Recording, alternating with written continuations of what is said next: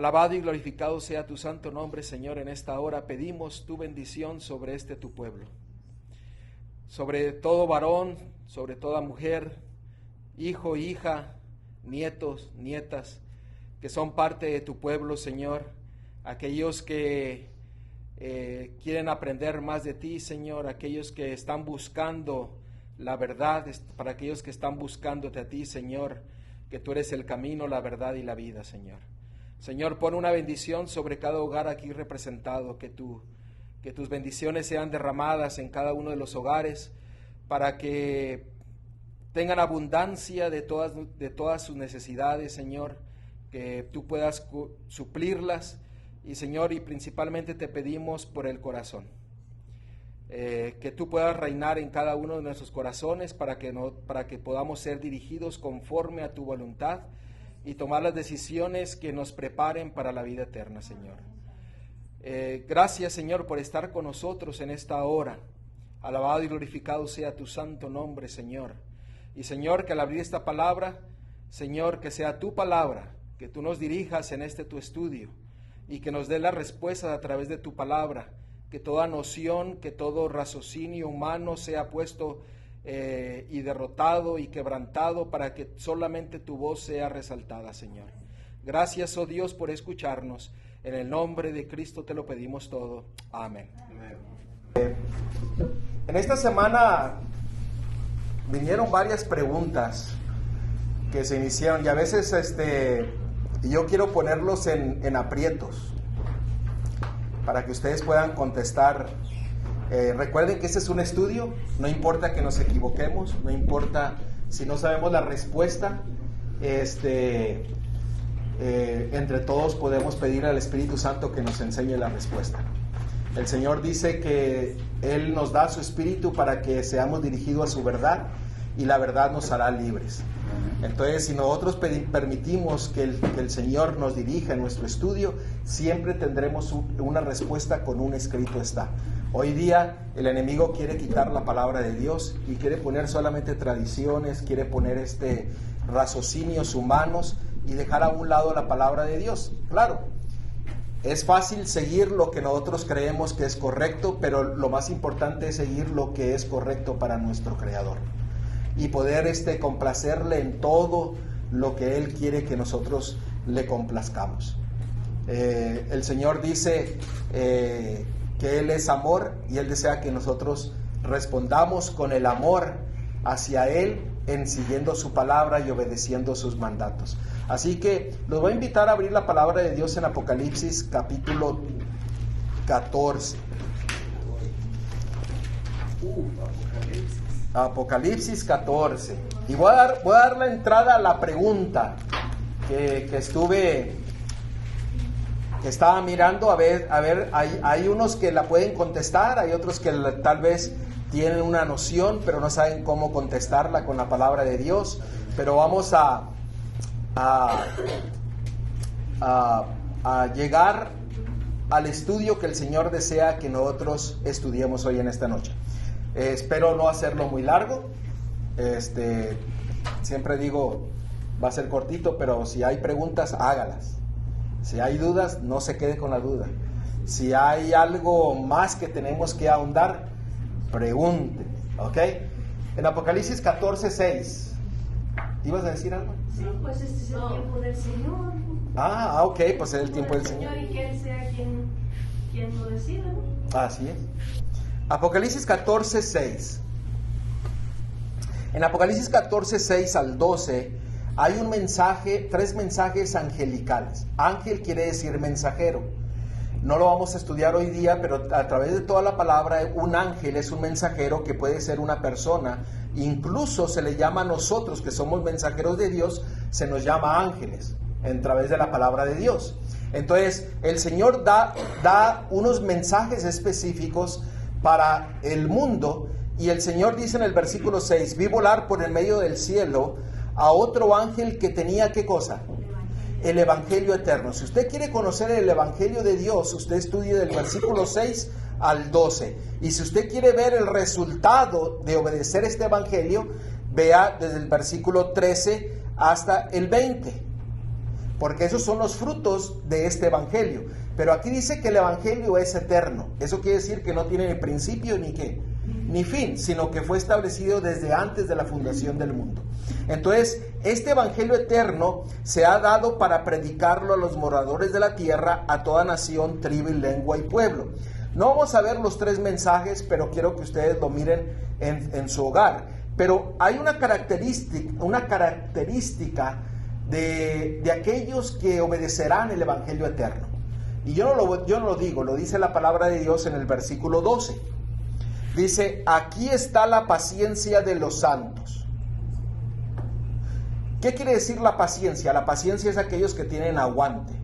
O sea, aunque vengan pruebas, dificultades, el Señor dice, aquí está la paciencia de aquellos que han sido separados para mí, en esperar y por mis promesas y esperar en el momento indicado para cumplirlas. O sea, básicamente así es. Esa fue la explicación que yo podría dar. Entonces, aquí está la paciencia. La paciencia en el original quiere decir un aguante. Los que guardan los mandamientos de Dios y la fe de Jesús. Noten que en este versículo no dice y la fe con Jesús o la fe en Jesús, sino que dice la fe de Jesús.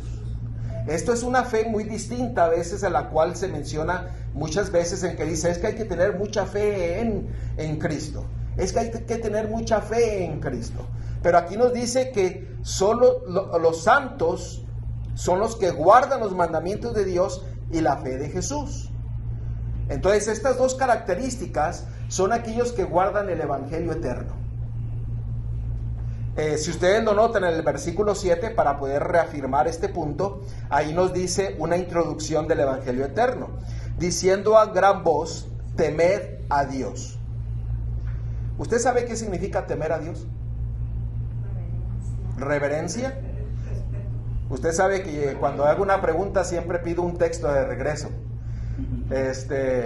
Está bien, en la palabra original, en el griego, da una referencia a reverencia. Pero no hay un versículo, yo hasta ahorita no lo he encontrado que diga el temor a Jehová, el temor a Dios es la reverencia. Hasta ahorita yo no lo he encontrado. Si usted lo sabe, aquí estamos para decirlo. Pero encontré uno muy interesante. No pierdan allí en Apocalipsis capítulo 14. Pero miren Proverbios 8:13. En el libro de Proverbios se nos da lo que es el temor a Dios. Si usted quiere leer y saber lo que es el temor a Dios, lea de todo el libro de Proverbios y usted se va a dar cuenta.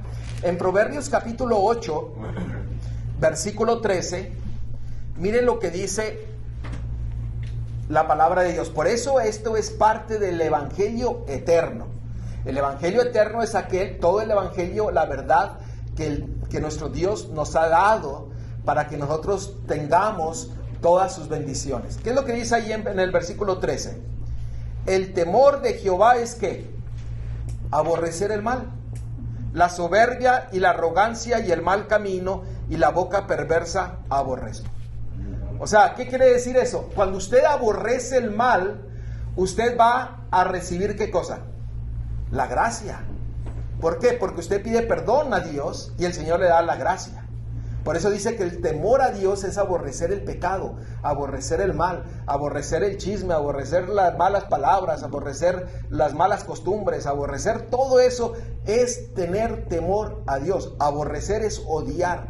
Y solamente el que puede poner ese odio en nosotros es nuestro Creador. Por eso en Génesis capítulo 3, versículo 15, Él dice, y pondré enemistad entre ti y ¿quién?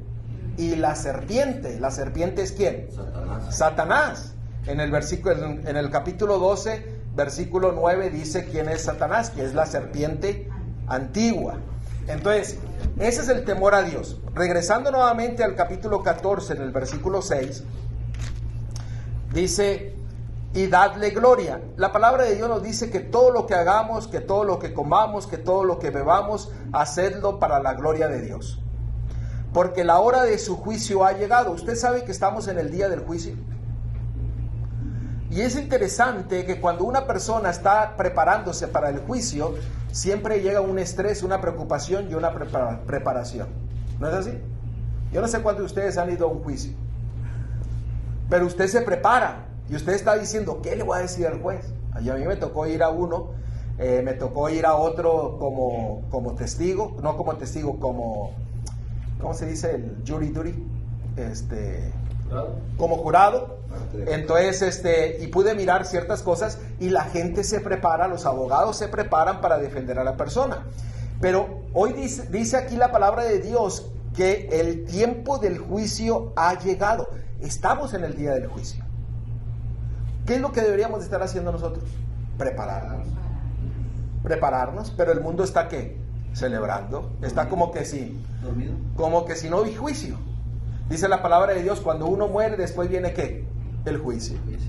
Entonces, ¿qué es lo que nosotros tenemos que hacer? Temer a Dios, alabarle en toda nuestra vida, desechar el mal, desechar el pecado y prepararnos para el juicio. El que está preparado, el que tiene la gracia del Señor, el que tiene la justificación del Señor, cuando viene el juicio, entonces ¿qué va a hacer?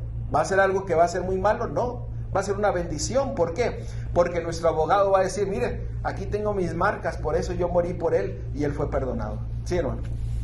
Y lo dice bien Jesús aquí en la Biblia, dice que su venida será como en los días de Noé. Dice que todo el mundo estaba comiendo, bebiendo, casándose en casamiento, pero vino el diluvio y se los llevó, pero no estábamos preparados. Así es. Y dice que así va a ser, y el mundo, yo creo que por ahí andamos, o sea, nos falta prepararnos cada día más.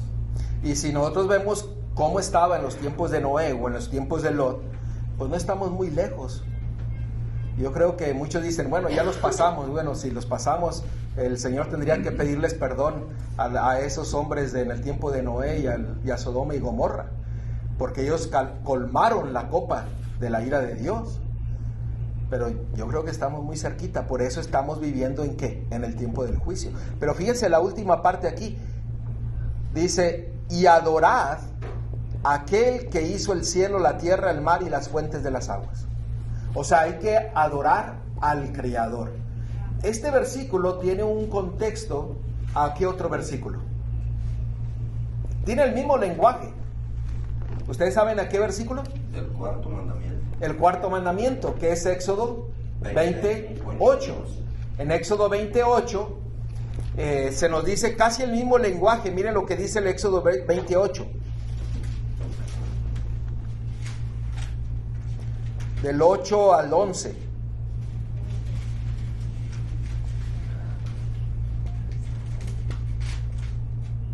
Acuérdate del día del sábado o día de reposo, dependiendo la traducción que usted tenga, para santificarlo.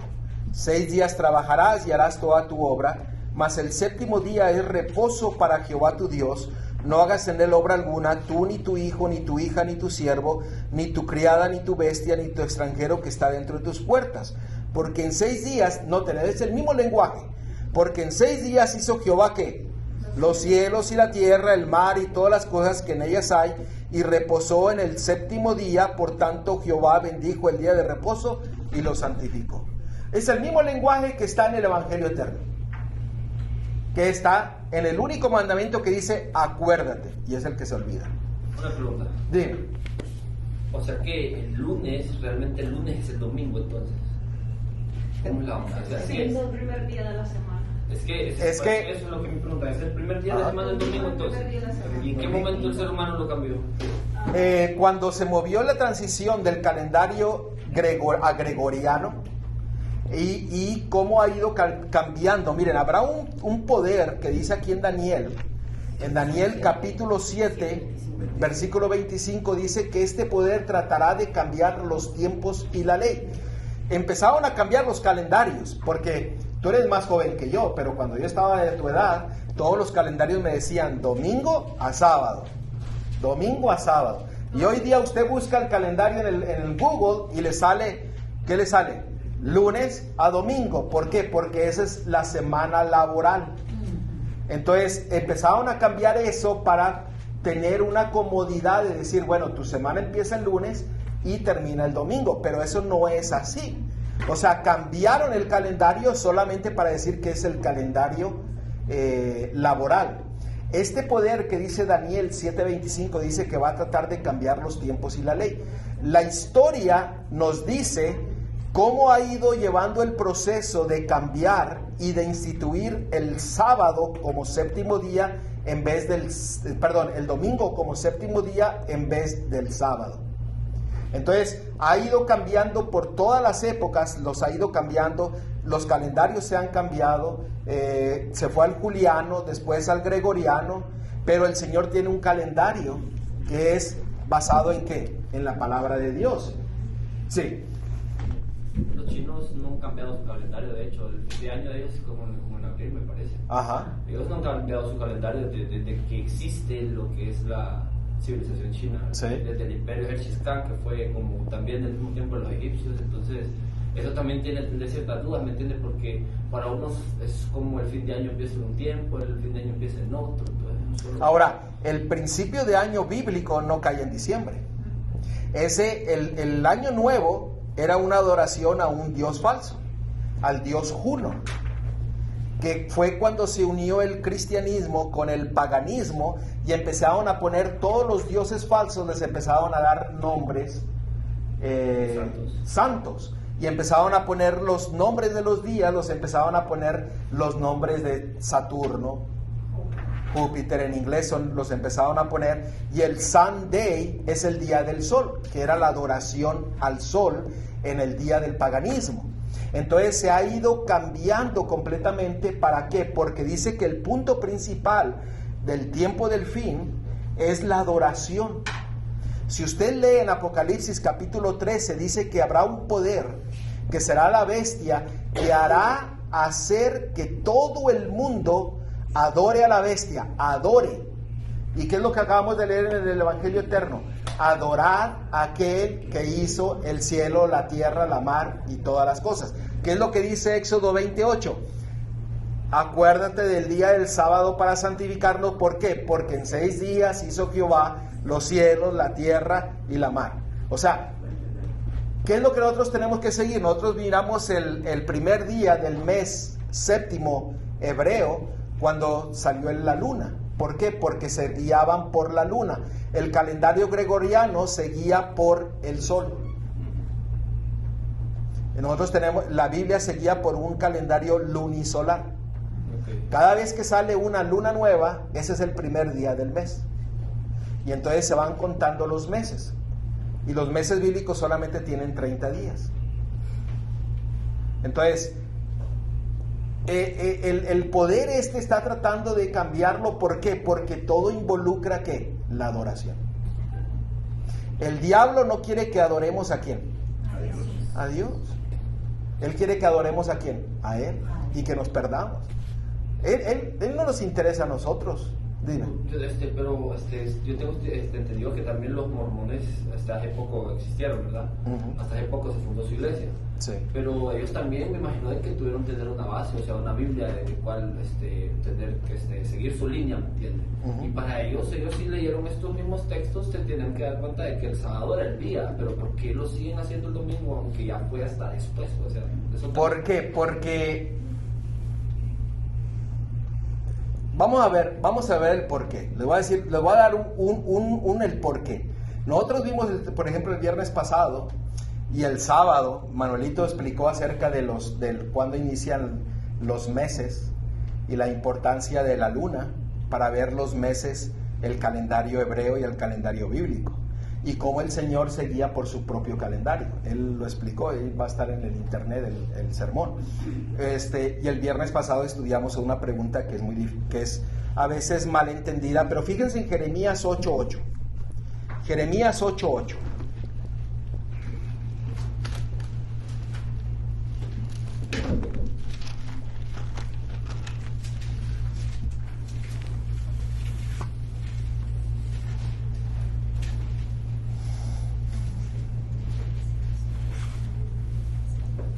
Este es el problema porque hoy día existe mucha confusión.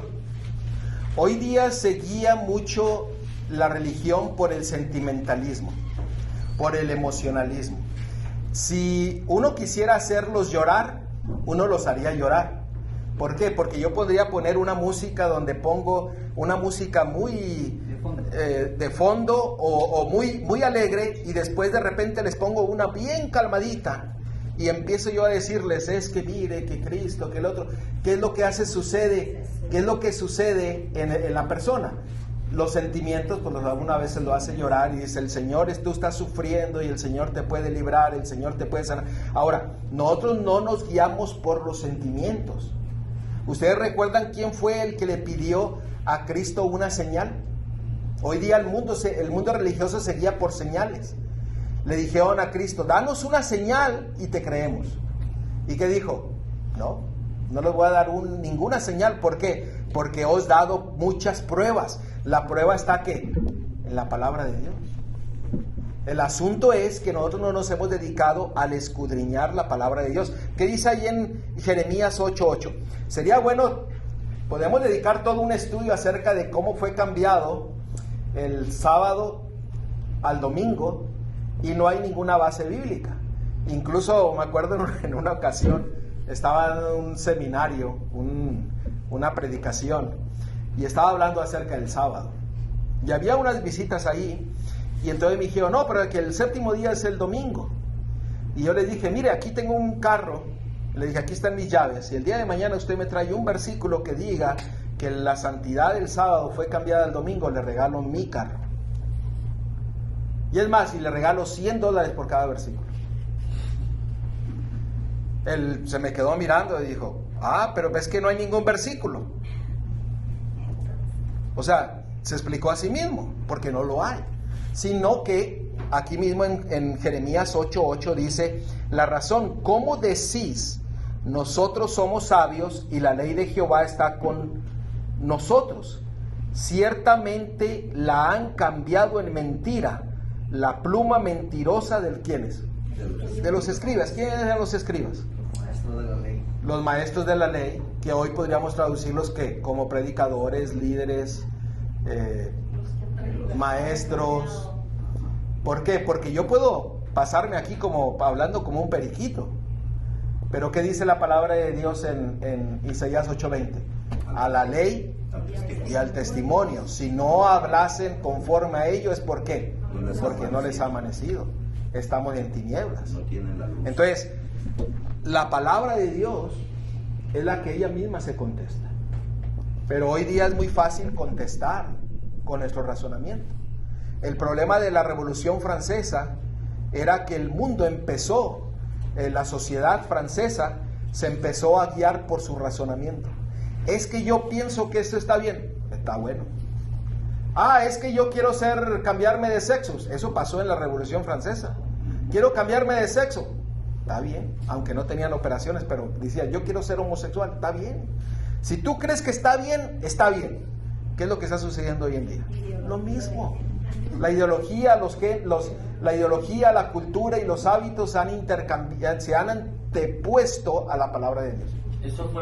Lo de la Revolución Francesa fue bien interesante por el hecho de que en ese tiempo fue lo de Martín Lutero y pues ¿cómo se llama? Quemaban la gente en nombre de Dios y decían es brujo, pues sí. quémalo vivo y todo eso, pues que eso se sabe, ¿me entiendes? Que la gente mataba en nombre de Dios, ¿verdad? Sí. Solo por vestimenta, por cualquier cosa.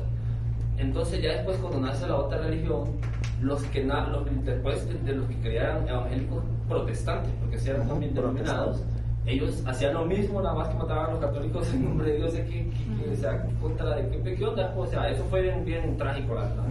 Ahora, todo eso es por falta de algo. ¿Ustedes qué creen que es falta? Del amor de Dios. Desconocimiento. Pero ¿cómo nosotros mostramos nuestro amor a Dios? O sea, porque si yo preguntase en esta hora, dice, ¿cuántos de ustedes aman a Dios? Pues todos diríamos, yo amo a Dios. Ahora, ¿cómo usted lo muestra? De hecho, hermano, haciendo un comentario y luego con los segundos que hay ahorita, eso de la Santa Inquisición, ¿verdad? Santa no tenía nada. Que de Santa, no, pues matándolos, descuartizándolos a la guillotina, en fin, ustedes saben. Pues yo creo, ahora sí que me atrevo a poner en tela de juicio eso de que lo hacían por desconocimiento, porque no tenían el conocimiento, porque incluso eran liderados por los papas en ese entonces, ¿verdad? No dejaban leer la Biblia a la gente común. Que sabían lo que estaban haciendo, pero no querían que esta otra... Yo creo que Y espérame, pero ¿cómo inició el protestantismo? Cuando empezaron a qué? A leer la Biblia. Martín Lutero, Wycliffe, Y fue Hus. de hecho, él dio el testimonio, él fue católico y dio palabras, y cuando empezó a leer, pues, y diciéndole a la gente, él empezó, yo miré, porque miré una película de él, que es bien interesante, de hecho, que él sale de que él, a la misma gente que le daba la palabra católica, le empezó a decir, no, esto no es así, la verdad que nos están engañando, la gente, no, ¿cómo así? Porque es lo contrario.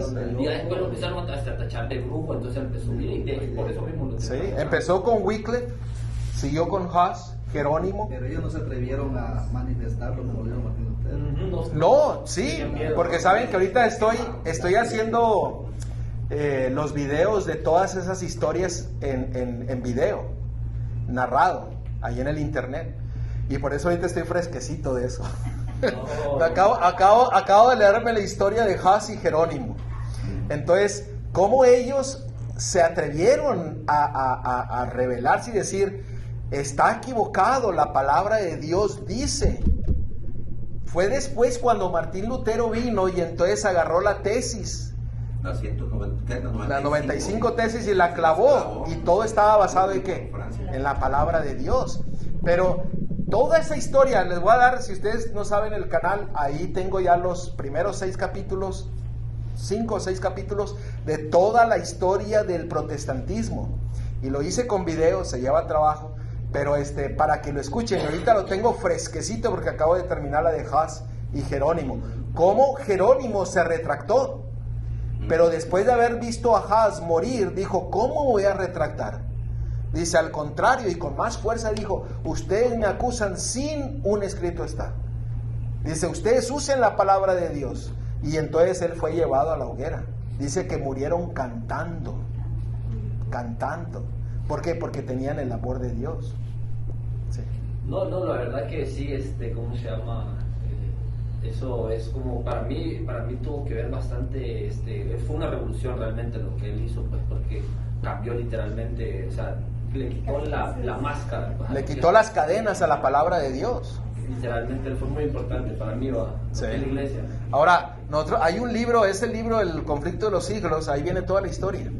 Creo que no está en español ahí, pero el que no lo tiene se lo damos.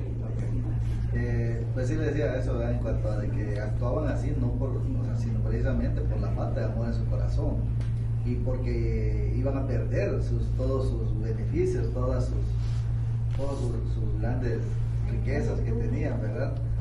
Pero precisamente ahora le pregunto a usted, bueno, ¿cómo se demuestra, verdad? Pues la escritura dice, ¿verdad? Que por los frutos se conoce el árbol, ¿no? Sí. Dice, no puede dar un árbol, no puede ser buen árbol si da malos frutos, o mal árbol si da buen fruto, ¿verdad? Entonces, ¿cómo identificamos? Pues precisamente por nuestros frutos, por nuestra conducta, por nuestra obra, por nuestra palabra, ¿verdad? Por nuestra acción. Y precisamente lo que decían también hace ratito, ¿cuántas? No digamos toda Arizona o todo Mesa. Aquí nada más en esta manzana, ¿cuántos habitantes pueden haber aquí en 2 calles? ¿Cuántos se congregan? ¿Cuántos buscan alimento espiritual? ¿Cuántos buscan de Dios? O sea, el mundo está perdido realmente. Y no, como decía el hermano, o sea, no nos damos cuenta que el barco va a hundirse, va al despeñadero, pero pues vivimos la vida como si no pasara nada, ¿no? Entonces, también es parte de esto, ¿verdad? Del buscar, el alimentar el espíritu, el aprender, el conocer de la palabra de Dios. Es parte también. Y hoy día el mundo sufre por una falta de compromiso. Yo me acuerdo que, por ejemplo, el otro día vendí un aparato y lo vendí sin saber cuánto lo compraban. Y le dije a una persona, te lo vendo a $300.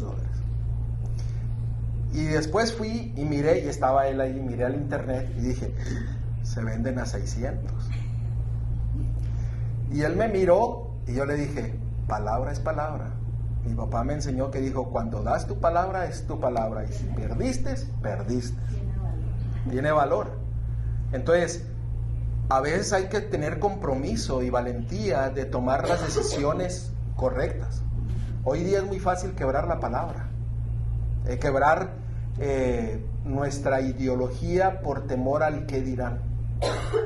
nuestra fe a que nos critiquen. La crítica y el chisme siempre va a estar ahí, y las acusaciones van a estar ahí. ¿Por qué? Porque esa es la obra del diablo. El que critica, el que apunta y el que chismea, esa es la obra del diablo. Y siempre va a estar ahí. Entonces, como dice la hermana, a veces a uno, como dice el dicho, a uno le gusta o no me gusta, pero me entretiene, ¿no? Pero fíjense cómo mostramos el amor. ¿Qué dice Juan 14:15? ¿Qué dice Juan 14:15? Muchos de ustedes yo creo que se lo conocen. ¿Qué dice Juan 14:15? Si me amáis, ¿qué cosa? Guardad mis mandamientos. Ahí en primera de Juan, capítulo 1, versículo 4. Miren lo que dice, primera de Juan, capítulo 1, versículo 4. El que dice, yo lo conozco y no guarda sus mandamientos, el tal es mentiroso y la verdad no está en él. Y si usted sigue leyendo todo el capítulo, está hablando del amor de Dios. Entonces, el conocerle, el obedecerle, es amarle. Y así es como nosotros respondemos al llamado. Por eso dijiste tú, por sus frutos los conoceréis. Pues claro, ¿por qué? Porque el que ama a Dios, el que le obedece, sus frutos van a ser frutos de ¿qué? De obediencia, frutos de alabanza. No es solamente alabarlo de la boca hacia afuera, o levantando manos, o como usted crea. Es alabarlo y honrarlo ¿con qué? Con su palabra, obedeciendo su palabra. Por eso ya ahorita lo que leyó en Apocalipsis 14, aquí si siguen leyendo todo, aquí están los dos grupos que se van a separar ya. Este es el último mensaje de Apocalipsis 14.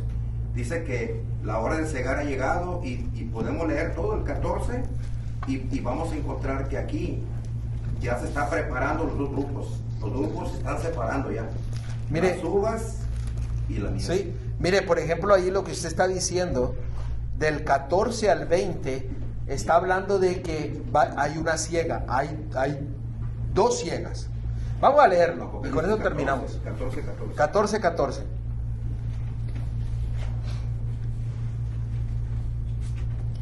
Miren lo que dice, porque si usted guarda el evangelio eterno, este evangelio eterno, donde está involucrado también adorar a aquel que hizo el cielo y la tierra, que es adorarlo ¿en qué? En su mandamiento dice, acuérdate del sábado para santificarlo. Porque en 6 días hizo Jehová los cielos y la tierra, la mar y todas las cosas. Lo que acabamos de ver, fíjense el versículo 14. Miré, he aquí una nube blanca, sobre la nube uno sentado semejante al Hijo del Hombre, que tenía en la cabeza una corona de oro y en la mano una hoz aguda. ¿Usted sabe qué es una hoz? Como un hacha, sí. Es como curvado, ¿no? Que corta el pasto. No sé cuántos de ustedes han cortado el pasto. Yo llegué una vez allá donde mi papá vive y me dice, hay que cortar el pasto alto. Y yo pensé que tenía una máquina así, que dije, no, pues yo ahorita lo hago. Luego dice, no, me sacó una hoz. Oiga, qué difícil que es. Son bien grandes y tiene que hacer una toma. Ese es trabajo. Y esa junta. Sí, junta y... Pero es un trabajo que a la siguiente vez que fui yo le llevé una máquina. para que ya no sufriera. Pero dice que aquí venía uno con una hoz aguda. Y del templo, el versículo 15, y del templo salió otro ángel clamando a gran voz al que estaba sentado sobre la nube, mete tu hoz y ciega, porque la hora de cegar ha llegado, pues la mies de la tierra está madura. ¿Quién es la mies de la tierra? Los santos. Los santos. Ahora sigamos leyendo. Versículo 16. Y el que estaba sentado sobre la nube metió su hoz en la tierra y la tierra fue cegada. Aquí viene otro ángel. Salió otro ángel del templo que está en el cielo teniendo también una hoz aguda. ¿Ven? Hay dos cosechas. Y salió del altar otro ángel que tenía poder sobre el fuego y llamó a gran voz al que tenía la hoz aguda diciendo, mete tu hoz aguda y vendimia, ¿qué cosa? Los racimos de la tierra, porque sus uvas están ¿qué? Maduras. ¿Quiénes son las uvas? Los injustos, los impíos. ¿Y la cosecha qué representa? Mateo 13:39. Mateo 13:39. Fíjense lo que dice que es la cosecha. Es como el arrebatamiento. El arrebatamiento. Vamos a verlo. Mateo 13:39.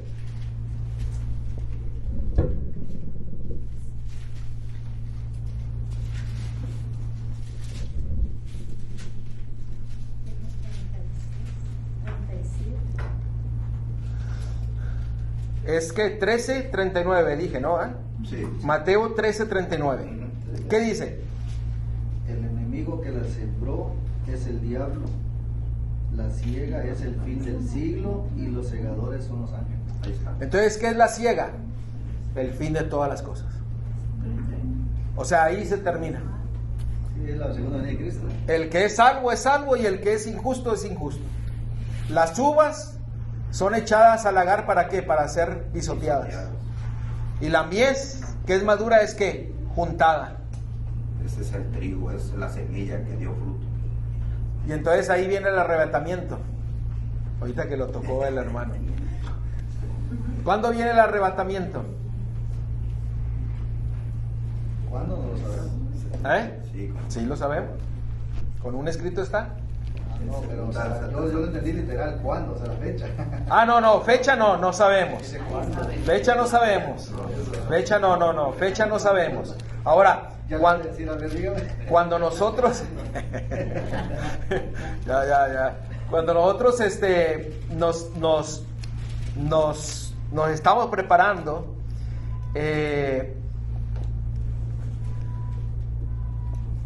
cuando viene la siega, viene el fin. Entonces vamos a ver 1 de Tesalonicenses capítulo 4.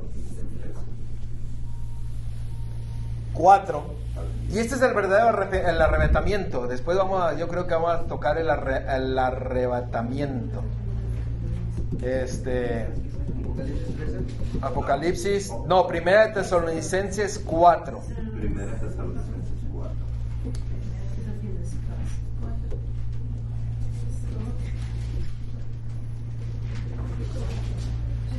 Porque, bueno, este es el arrebatamiento bíblico. ¿Cuándo es que va a suceder? Porque por ahí anda otro arrebatamiento. 4:15 en adelante. Note lo que dice. Por lo cual os decimos esto en la palabra del Señor, que nosotros, bueno, si lees desde el 13 en adelante, está hablando de la venida del Mesías, por segunda ocasión, la venida del Señor. ¿Ok? El 15. Por lo cual os decimos esto en palabras del Señor, que nosotros que vivimos, que habremos quedado hasta la venida del Señor, no precederemos a los que durmieron. ¿Ven? O sea, el que está vivo no va a subir primero, sino que van a subir ¿quiénes?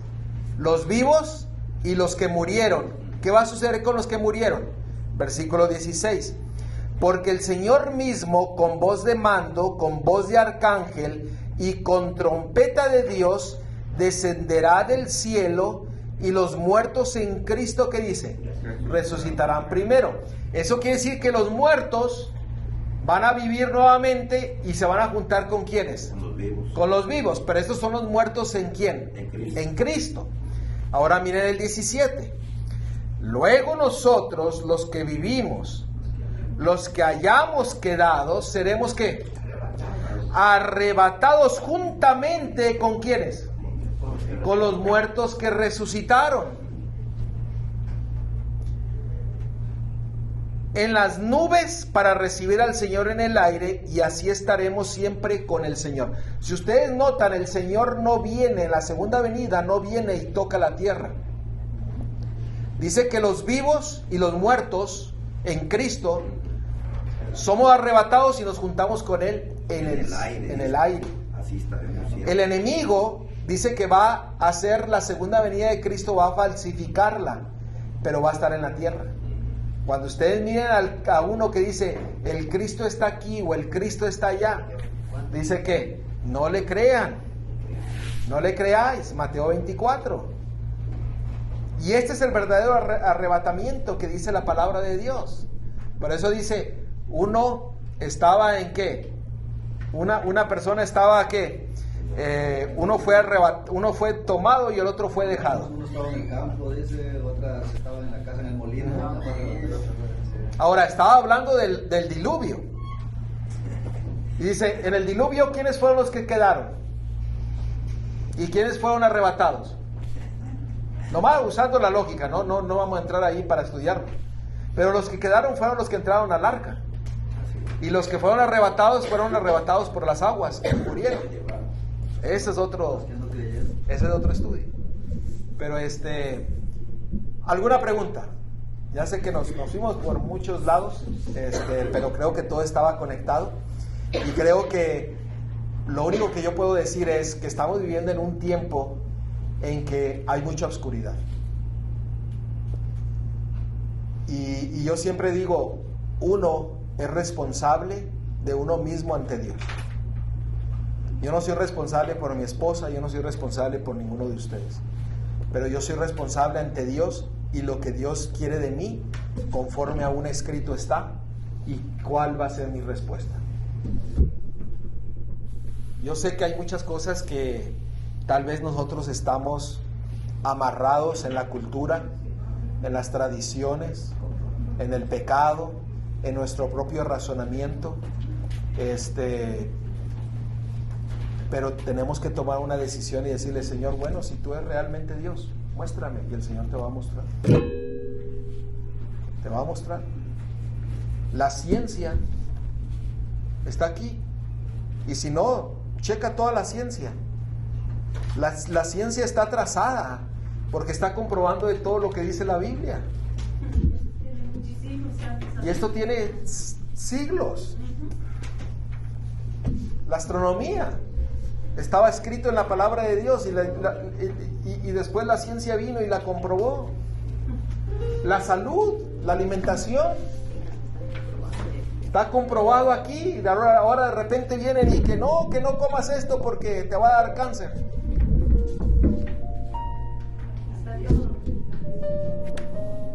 La ciencia. Me acuerdo a un joven que una vez le dije, todas las preguntas, las respuestas a tus preguntas están en la Biblia, y dice, yo no creo eso. Y le dije, bueno, vamos a juntarnos y tráiganme las preguntas. Y me empezaron a hacer preguntas de la escuela.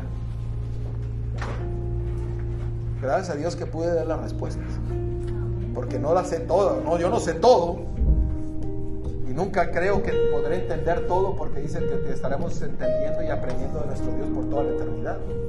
Pero me empezaron a preguntar acerca de preguntas de la escuela de ciencia, y dije, qué bueno que me preguntaban esas que son facilitas. Y los llevé al libro de Job, y dije, el mundo gira y está sostenido, y lo llevé a diferentes lugares, ya no me acuerdo las preguntas, pero aquí está todo. ¿Qué les parece si nos arrodillamos y agradecemos a Dios por su dirección? Y si tienen algunas preguntas, vayan apuntándolas y así los podemos estudiar. Si puede arrodillarse, arrodíllese, si no. Querido Padre, Señor, que estás a la altura de los cielos, gloria sea a ti, oh Dios, por estar con nosotros. Hemos hablado de ciertas cosas que pueda tocar nuestra mente, nuestro corazón, para que podamos ser movidos para aprender más de ti, Señor.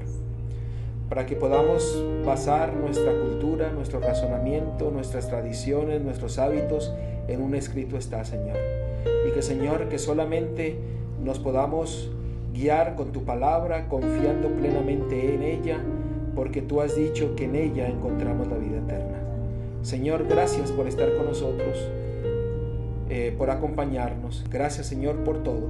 En el nombre de Cristo te lo pedimos. Amén.